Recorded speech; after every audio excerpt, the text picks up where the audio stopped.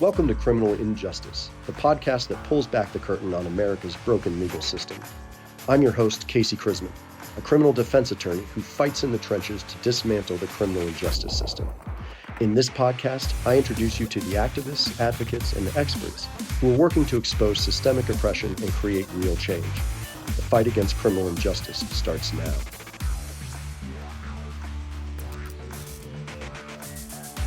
Welcome to Criminal Injustice. I'm your host, Casey Crisman. Today I sat down with Joy Bell Phelan, a former prison inmate and now the executive director of Unbound Authors, a writing center that focuses on developing communication skills and producing creative art for incarcerated individuals in Colorado. We had the opportunity to discuss her experience in the prison system and how she actually missed her community when she got out. We also discussed how important preparing for re-entry is and that communication skills are a requirement to succeed on the outside. Finally, we get into the specific actions that we can take to make sure that incarcerated voices are heard. Welcome. Thank you so much. I'm glad to be here. It's good to have you. Thank you. And we're going to talk about the work that you do in prisons. But first, I want to talk about how you got there. Why are you interested in working with prisons?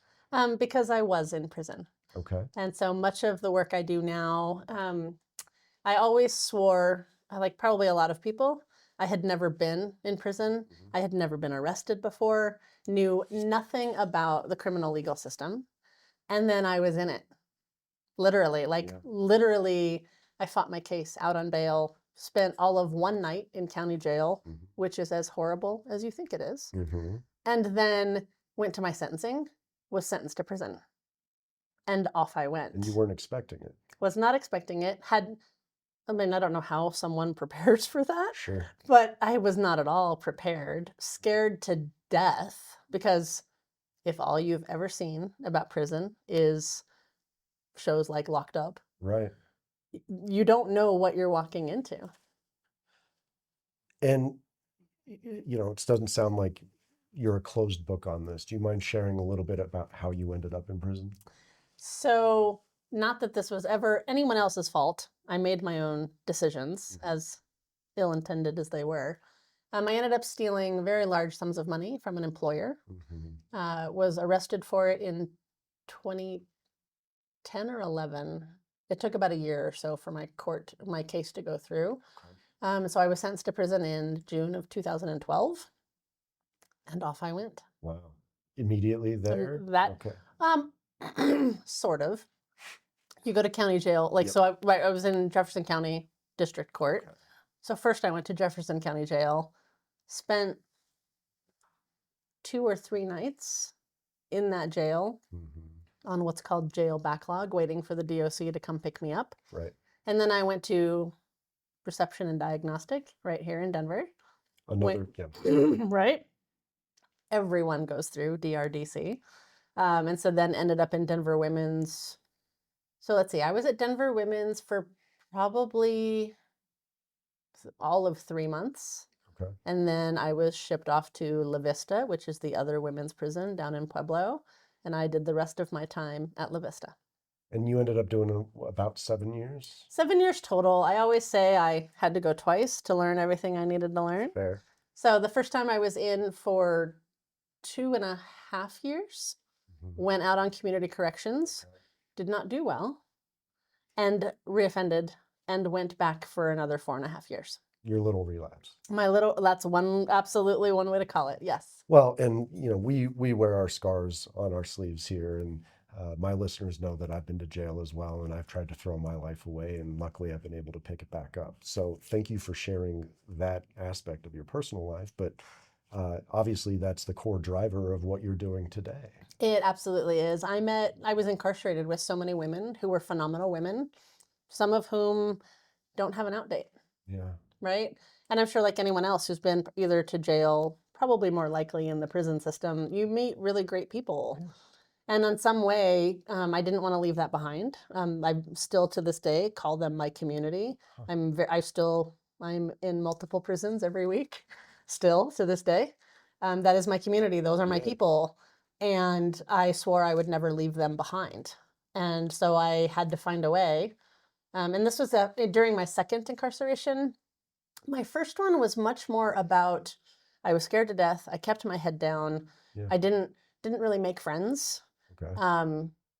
I just like I was so scared when I got there, and it was really a very for anyone who's been to prison, it's a traumatizing experience. Yeah. But then my second time, because on paper I looked good, right? Like, let's be real, I'm white, so I have a certain level of privilege that just comes baked in that a lot of people incarcerated don't. I'm articulate, right? Well spoken. I know how to present myself, and so I took CIS, so I took a program, which are all the things they want. So on paper, I looked like slam dunk, easy. However, reentry is nowhere near as simple as people like to think it might be or it could be. Right. And so I didn't have the support I needed for myself. And I ended up reoffending. Like anyone else, I always say, like anyone else, when things go bad, you go to what you know. And so for me, I knew how to steal money from an employer. So I did the exact same thing. I stole money from an employer again. You unfortunately know how to get caught too. Or fortunately. Unfortunately, Yeah. I often say that that was the best thing that ever happened. I would not be where I am in my life right now if I 100%. had not had that experience. Yes. You know, so did I like the way I get there? No, I don't. I am not proud of what I did and the choices I made, Right. but I am very proud of who I have chosen to be since then. Exactly right. And that was going to be my follow-up is because I've got those demons too, right? I can't be proud of that, but I can be proud that I'm no longer that person and that the work I've put in has gotten me to the point where I am today, Right. worthy of having these conversations. Congratulations. That's Thank you. not an easy task. No, it is not. So I do want to get to, so obviously we're going to talk about the work that you do in prisons and that's part of what, the call to action and the purpose of this podcast. But I do want to kind of lift the curtains, if you will, a little bit about your experience in the prison system, if you will, if you'll allow me to. So when you talk about, well, we were talking of the black box, as it were. Yep. Tell us what the experience of going in is like and what it actually is and what your experience is the first couple, I don't know, you tell me. So for me at least, I grew up in Arvada, very much a suburb, white collar, or excuse me, blue collar sort of community. I had never been in trouble a day in my life, had never spent any time in jail, had never mixed necessarily with the kids from the wrong side of the tracks, as it were. And so I was involved with a young man who had spent time in prison, had lived a very troubled life. And I was in really a very serious dysfunctional relationship that was dangerous in a lot of ways. And it was interesting. So when I got arrested, um, I think it was right around, I don't remember the timeline, but shortly before I was arrested, he had appeared on my doorstep. Hi. Um, Nothing happened to me, but he was dangerous. And I ended up having to call the police to have him removed from my apartment. Okay. Shortly thereafter, so he resisted arrest. It became a thing. There were whole lots of police officers in my apartment that night. I'm going to say a week-ish later, some of those same police officers were at my door to arrest me. Wow. Yeah, it was very frightening. Just like probably like anyone else, like you realize your choices are catching up with you. There is no way out. What are you going to do? I remember it being very cold and I had been asleep. And I think the officers were as kind to me as they could have been.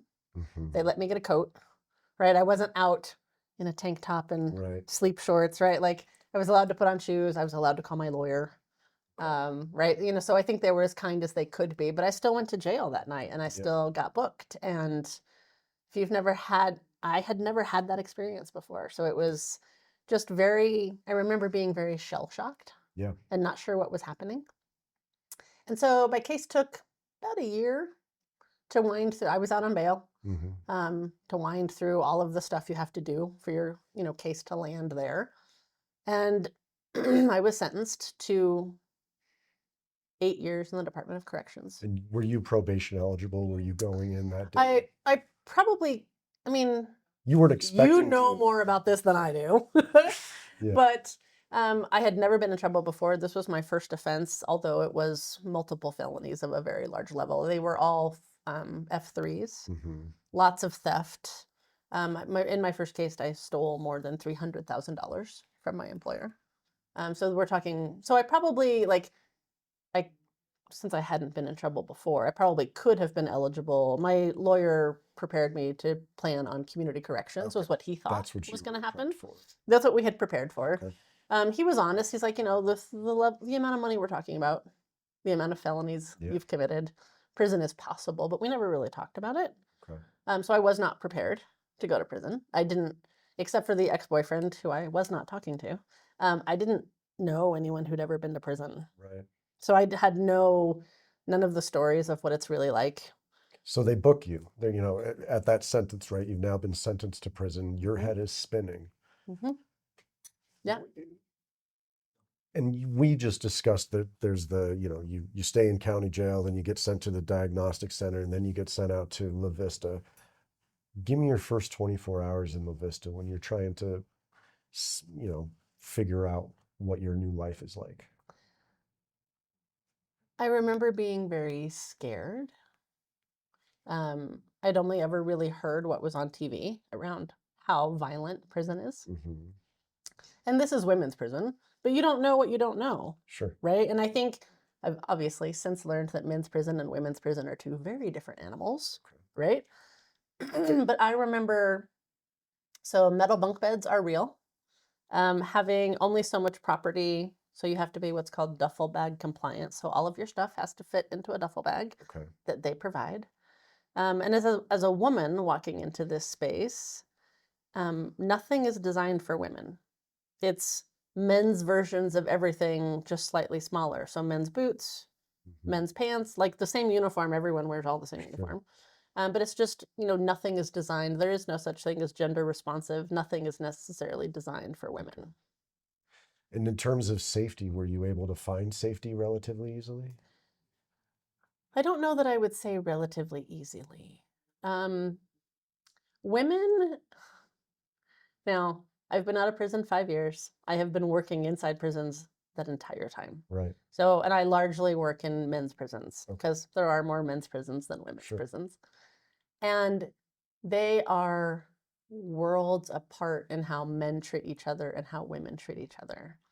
And at least from my very narrow lens, I found women were much more catty, vindictive, malicious behind your back. And that's not to say that men cannot be. Like, people are people. Mm-hmm. But men, at least again, my narrow lens, they seem to be more willing to fight it out and move on. Women hold on to things. Right. And so it's like anybody, anywhere else, right? If you develop a reputation, people will move to exploit it. Okay. So I remember being very afraid. I didn't want to talk to very many people. No one wanted to share information about what was coming, what things were going to be like. Right. So even as we say out here, it's such a black box to see what's happening inside the Department of Corrections. It's also when you're walking into that, like I remember, not knowing, I wore contacts at that time. Okay. How was I going to get my glasses? Right. They're not going to maintain your contact prescription in prison. Right. Right. So even basic questions around, well, how do I get my glasses? Yeah. Well, they don't care. You're a number at Yeah. that point. Right. So let's skip forward a little bit because I do. There's so much to cover. That's the truth of it. Reentry. You said that wasn't very easy. Obviously, it didn't work for you the first time. When did you get out? So the first time was in 2015. Okay, and then the second time was in the end of 2020. So during COVID, which was a whole other animal. All right, so let's talk first reentry because Okay. that's got probably the normal hurdles. I mean, maybe like at that okay. time, reentry has changed so much. Like with the introduction of the wage use legislation, there's so many more reentry partners now. Okay. There's a lot more resources now So than we're there were making at that time. progress. Yes. Okay. I don't know how much progress, but yes. Great. Sorry to interrupt, but we got to take our wins when we can. We right? can. Okay. But I think so when I first landed in community so I came out through community corrections or the halfway house, as people might know it, which is basically it's meant to be a step down transition, especially if you've been in prison for some length of time. The world is different, right? And so the halfway house is meant to give you sort of a step down before you're fully free in the community. Right. But at that time when I was there, you didn't have anyone necessarily helping you find a job, helping you, like Lyft was not a thing. Right. Uber was not a thing then, right? So it's figuring out the bus system. Well, where I was in Commerce City. There's not a massive bus system out there. No. And we're talking, I was along the I-70 frontage road. Mm. So you're in a county. Who maintains streetlights? Don't know, because we didn't have any there. So you're standing at a bus stop in a very industrial neighborhood. Right. Like, that should be a safety issue, So, especially for women. yeah, what I mean in terms of their preparation, let's say, was there What any preparation? Okay, so I your mean, out day just came and they released you, or what does that look like? every county is different, but you have to be approved by both the board and a house, Okay. and then you can come out. So in prison, at least, so when I was there, it was a program called pre-release. So if you knew you were getting ready either for parole or for community, you could be enrolled in this pre-release class where you might put together your resume. You might figure out if your driver's license was taken away, how might you get your driver's license back? How you might talk about your incarceration. It's not called pre-release anymore. There's now a restore program. Okay. Same concept though, preparing someone for release. But here's the kicker and why I explained all of the timelines. You can only get into that class if you are within 6 months of your parole eligibility date. Okay. So remember, your date is way far out if it's community. So typically someone getting ready for community is not going to be in that program. Gotcha. So how do they prepare? Right. All right. There are several more questions that I have about that. Fair. But let's pivot now to the work that you're doing and the change that you're making. Okay. Well, you said second time you went in, that was when you understood or started to get an idea of what you wanted to do when you got out. Tell us about that. So I worked as the pre-release clerk. So I was helping a lot. There we go. There we Perfect go, segue. right? So I was helping a lot of people with resumes. What are they going to do for work? You know, just planning ahead, how to budget. And I was also learning, so there used to be a program called the University of Denver Prison Arts Initiative, DUPI for short.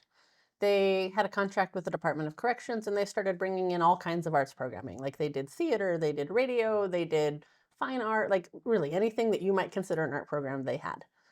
And so I was in the first class at La Vista that was a writing class.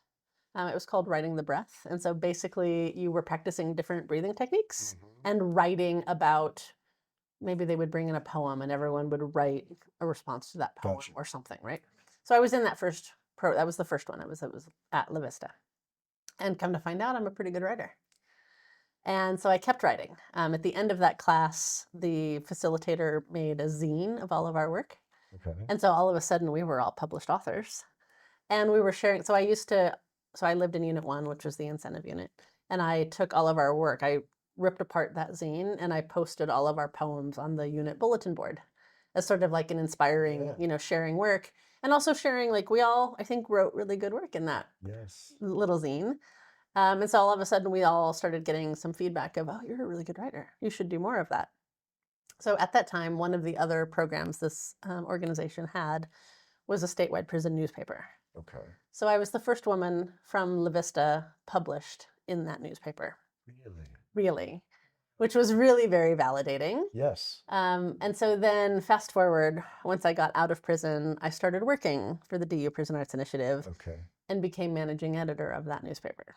There we go. So there was a full arc there. You hadn't touched on your writing itch before prison? No. You found it there? I found it there. Incredible. And really, if you think about it, for me at least, journaling was incredibly important. Mhm. Medical issues being what they are, prisons being what they are, I did not qualify for any sort of mental health treatment while I was incarcerated. Okay. And so journaling and writing about things and doing um, workbooks of self-help Well, was helped me figure stuff out. and certainly the work you have to do between your ears while doing time is Yes, a topic in and of itself. absolutely. Okay. So for me, writing was the pathway. Yes. And so I didn't know how that was going to play out in my life. So I got out of prison. I'm working for the DU Prison Arts Initiative. I get a call from Prison Journalism Project. I end up working for them Mhm. as well. They focus on teaching journalism skills to incarcerated writers nationally. Okay. I ended up leaving the DU Prison Arts Initiative when PJP created a full-time position for me. Okay. So it was a natural transition for Yes. me. And unfortunately, after I left DUPI, their contract with the Department of Corrections ended, Mhm. which means all of that programming ended. All the theater productions, the radio station, the I newspaper. was waiting for that shoe to drop. Uh, Right. And so I had been gone from DUPI. I'm going to say I had already been gone when that happened. okay. But my co-founder in Unbound Authors is Dr. Libby Catchings. She and I met through DUPI. She was teaching writing classes for DUPI. Okay. So she and I met for coffee one day and were commiserating. And she said, I would give anything. I want to be back inside. And I was like, yeah, me too. So let's form a program. Okay. And she was like, no, it can't be that easy. Like it has to be really hard to work with the department.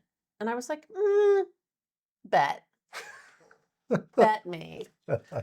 I'm very much a relationship person. Yeah. We talked about this before the show. Like community is absolutely my byword. It's all about building community. Okay. And so I would like to think, and I think since then we've proved it, I had built up a good relationship with the department. And so I reached out to the Department of Corrections like, hey, I've turned in my badge. I don't work for DUPI anymore, but I'm finding I miss my community.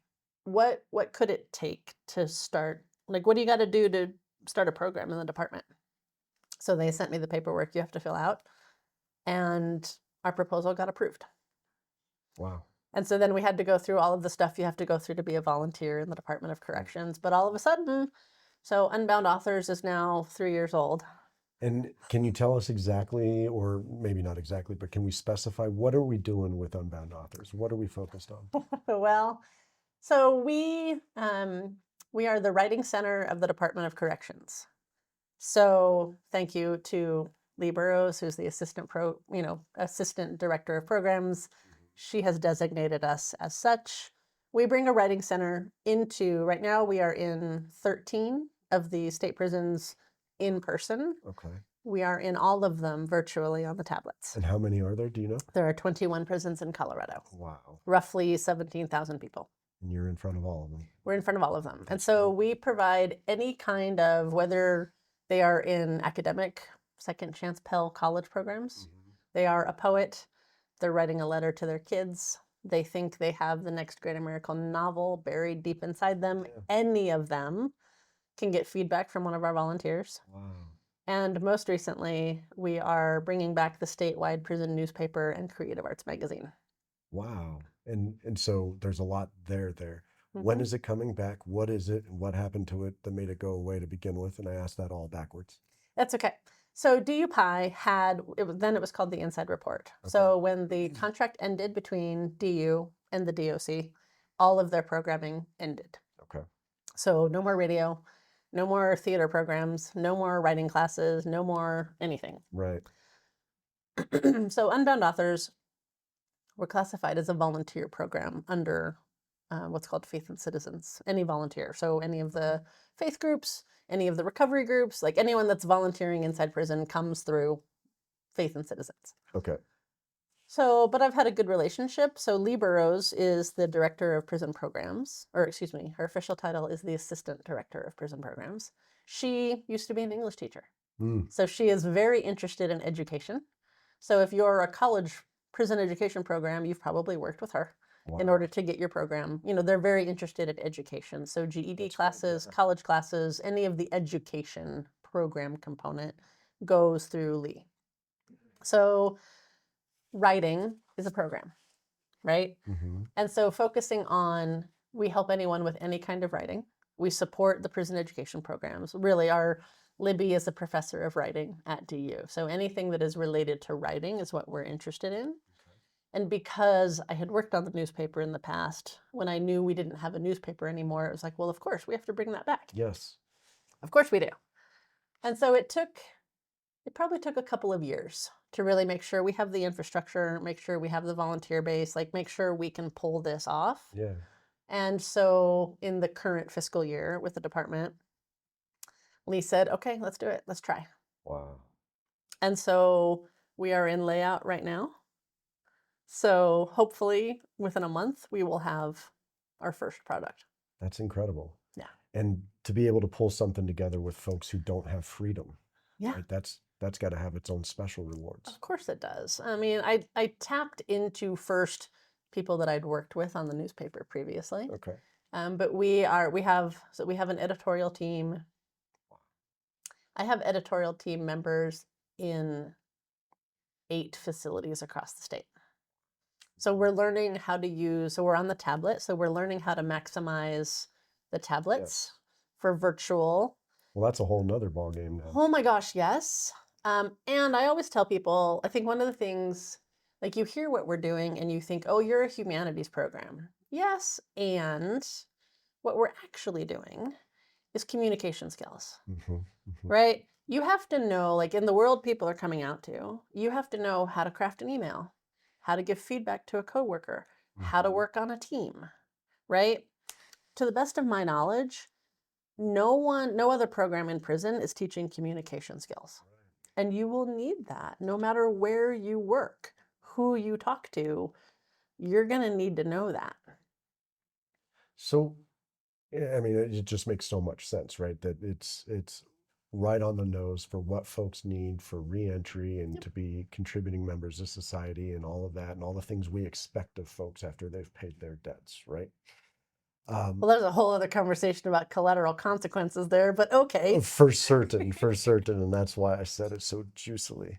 Let me ask you this though: you're specialized in communication skills, writing in prisons, but you're exposed to the entire system. Mhm. What are your major concerns? I think, it's interesting being someone who did time in the Colorado Department of Corrections and is now a trusted partner. Mm-hmm. And so I very much see things from a different lens now than maybe I did when I was just incarcerated. Sure. And it's hard because I don't always necessarily agree as a human with things I see. And there's not a lot always I can do something about it. But at least for me and what I'm seeing, I think one of the largest challenges we have is when people go into that black box. They are people Mm-hmm. who, yes, have made decisions that you or I might not agree with. I made major missteps in judgment and deserved to be in prison. But that does not make me less of a person. And once I know I felt this way, I imagine many of my program participants feel this way too. You feel warehoused, thrown away, abandoned, and forgotten. You don't get mail. You can't be in a program. Maybe you haven't done enough time. Maybe you don't have enough time to do. Maybe your offense Mm-hmm. restricts Charge, you, yep. right? There's lots of reasons for that, but you're still a person. Yeah. And if we never hear their stories, right? If we don't hear their writing, we don't see them, we don't communicate with them, how do we know? And I have to walk a fine line here, right? Because I am publishing content in full partnership with the Department of Corrections, which means they approve anything that comes out for print. Yeah. Those stories and the people behind them matter. And as much as we can share those, we can only benefit legislators who don't know what's happening inside. Like, to the best of our ability, the people who are poised best to talk about what happens in a prison is someone who is there. while the story of how we suffer, how we delight, and how we triumph is never new, it must always be told. Powerful. Very cool.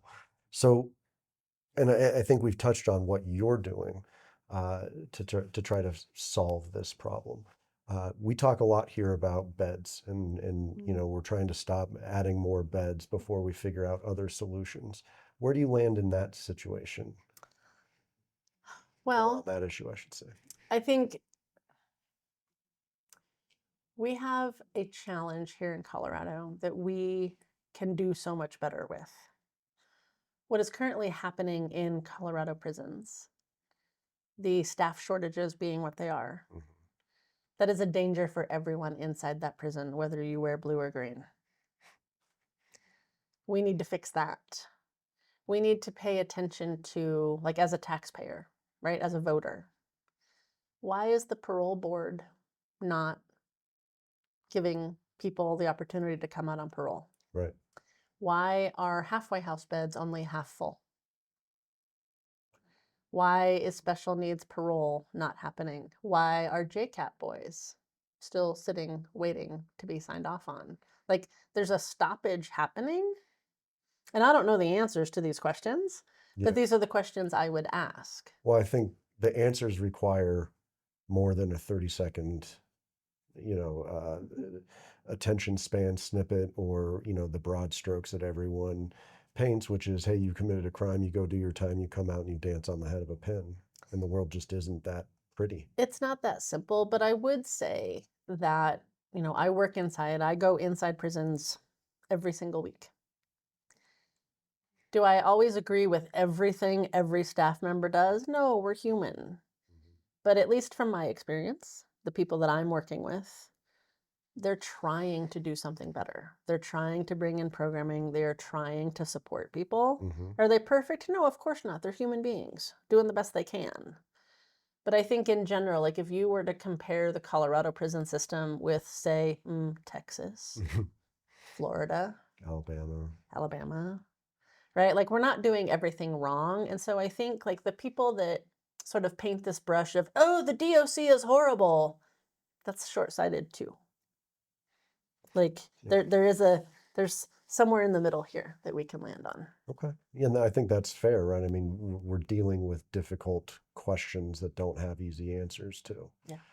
So, you had mentioned before the show a little bit about you're doing work on a podcast, and that it's an iteration of the former radio station. I am. So I would absolutely encourage all of your listeners to pay attention to Colorado Radio for Justice.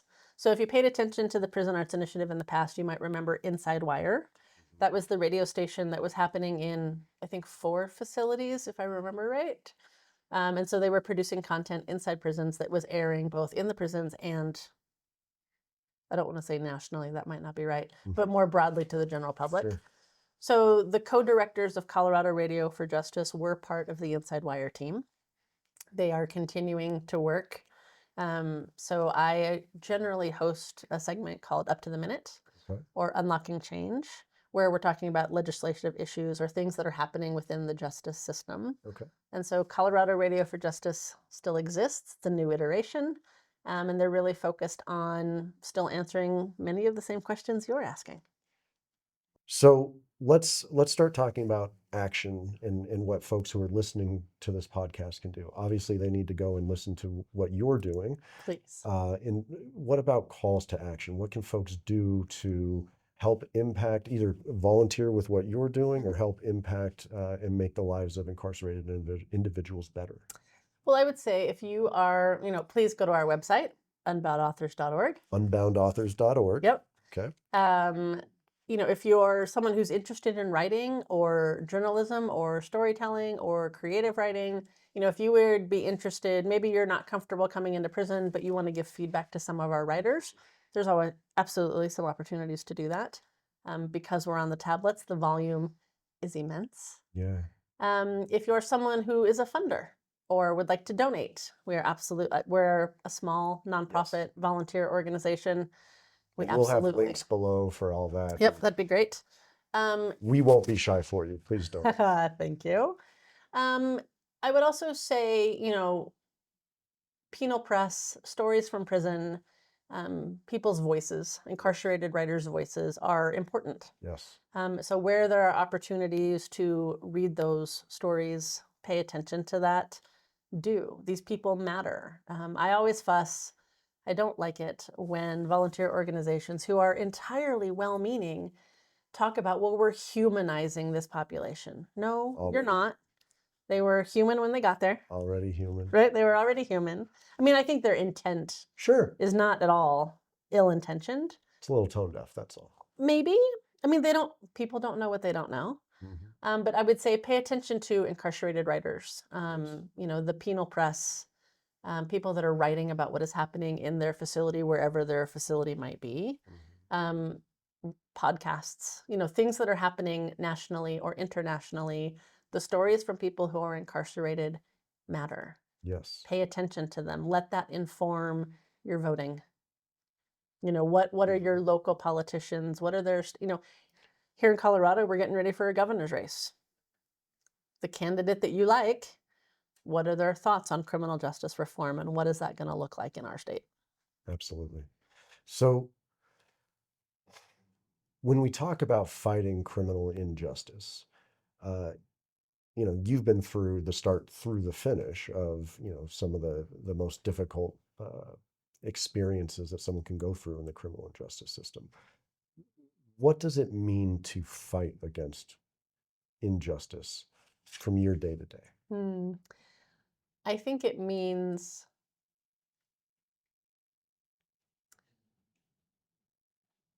I'm working with folks inside every day, so I'm coming at it from a different lens. Mm-hmm. But it's like for our legislators here in Colorado. So there's an organization called Legislation Inside, Okay. which is incarcerated people talking about issues that impact them and how legislatively that might move forward Right. in the Colorado legislature. And so when those stories are coming forward, listen to those people that have that expertise. Like, we have lived experience. Right. It might not be your experience. That's okay. Every human is different. We all have different experiences. But I think fighting injustice is about paying attention to, like, whatever issues are important to you as a human, whether it's fighting homelessness, being in recovery, Mm-hmm. caring about the criminal justice system, taking care of your kids, like whatever that is for you, find the ways to lean into what you're uncomfortable with. So I think I'm going to try this, but it's not about humanizing the individuals who are incarcerated. It's about humanizing them to those to the people that are viewing them. Mm-hmm. Yeah. And I think that's not easy, right? It's a class that folks would prefer to sweep under the rug, but at the same time, A, lived experience, and B, how we treat the least among us is a reflection on our community. Well, and it's that like, I don't know that this stat is 100% right, but it might be. But most folks who are currently in prison are coming home Mm-hmm. at some point, Let's solve the right? problem. Who do we want our neighbors to be? Who do we want our coworkers to be? Who do we want the person that your child is dating to be? Yeah. Like, they're going to be around you. They are around you right now, whether you know it or not. Well, see, I think that's the problem, though, especially when we're talking about the prison system, is everyone wants to pretend like it's never going to be their neighbor and that it's only these violent offenders who are doing this time. And the reality is, no, we're in a country that has decided one of the main ways we're going to handle crime is by incarcerating folks. And that's a very wide net, catching a whole lot of different types of folks. Well, and it hasn't worked in 30 years. No. But I want to end on a bright spot. So, what are some wins, some victories that your folks that you've helped out along the way? Some publications, somebody that just comes to mind where you say that's a big victory for us or for them. I mean, I think it's coming out of prison and reconnecting in some way. We have a young man who's currently in a halfway house up in Henderson, the one in Commerce City, Mm-hmm. who is, he was incarcerated for, I think, 15 years. He didn't think he was ever coming home. He had a very long sentence. Mm-hmm. And here he is in the halfway house hugging his daughter. Right? Wow. He's posting on social media, and it's beautiful to see, all of the things that we would want rehabilitation to do for someone, Right. he has done.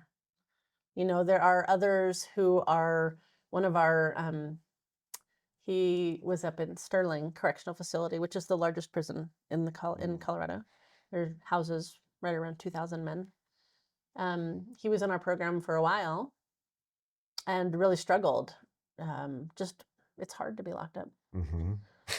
Right? And you don't always get the programs you need to support your growth. He's out now. He made it through community successfully and has recently been published in a book around the indigenous perspective of prison. Yeah. Another story that doesn't get told enough. Absolutely. Absolutely. And so I think wins are just, it's about meeting people where they're at.